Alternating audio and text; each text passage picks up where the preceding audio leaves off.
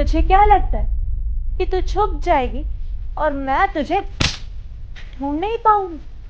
Mummy तो मेरे बेटे को मैं सब बता दूंगी कि बहू मेरे साथ क्या क्या करती है। अच्छा, तो तू कमरे में जाके छुप गई है।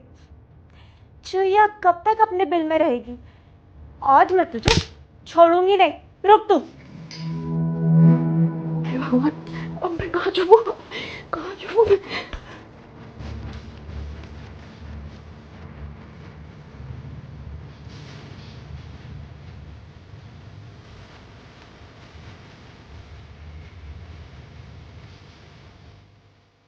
मैं अपने बेटे के पास फोन करती हूँ। हाँ।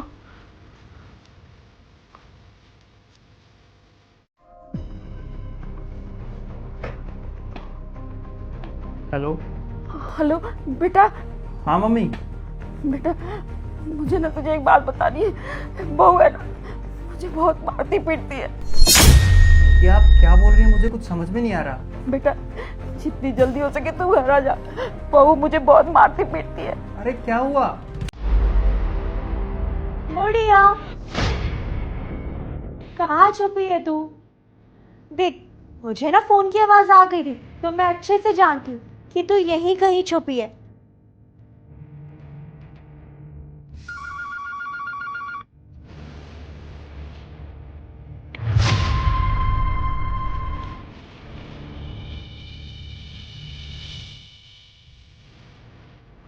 ये मम्मी बात क्यों नहीं कर रही?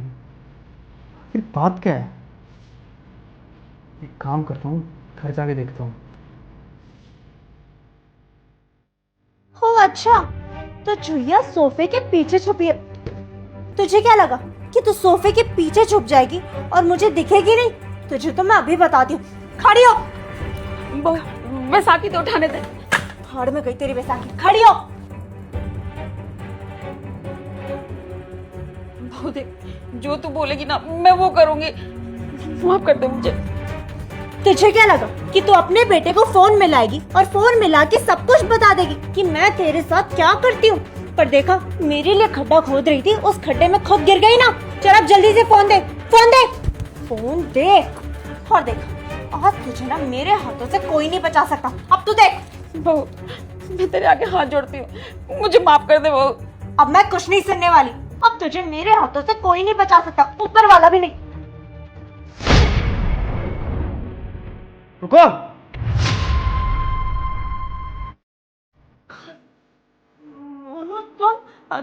तुम तो ऑफिस गए थे ना, फिर इतनी जल्दी कैसे आ गए? हाँ मैं ऑफिस गया था, लेकिन तुम मुझे ये बताओ, तुम ये क्या कर रही थी मेरी माँ के साथ?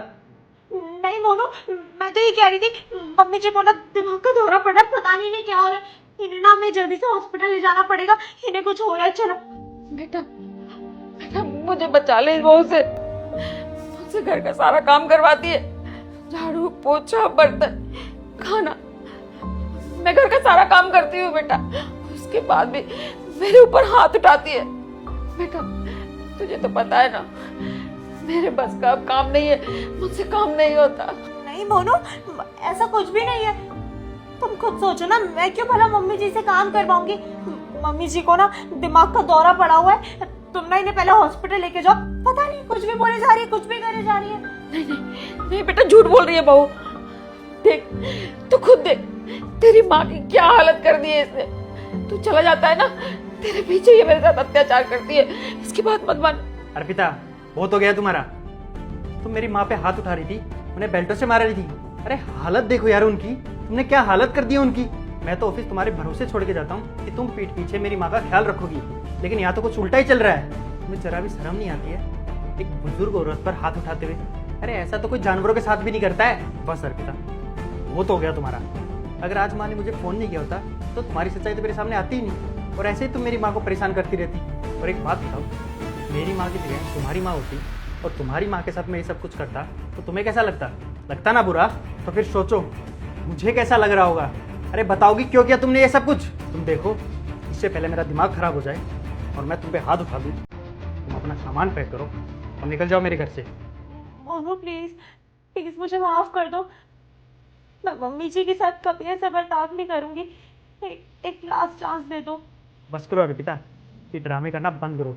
मैं तुमसे ज़्यादा प्यार अपनी माँ से करता हूँ। और कोई लड़की मेरी माँ के साथ ऐसा कुछ करे मैं बर्दाश्त नहीं कर सकता, इसलिए निकलो मेरे घर से।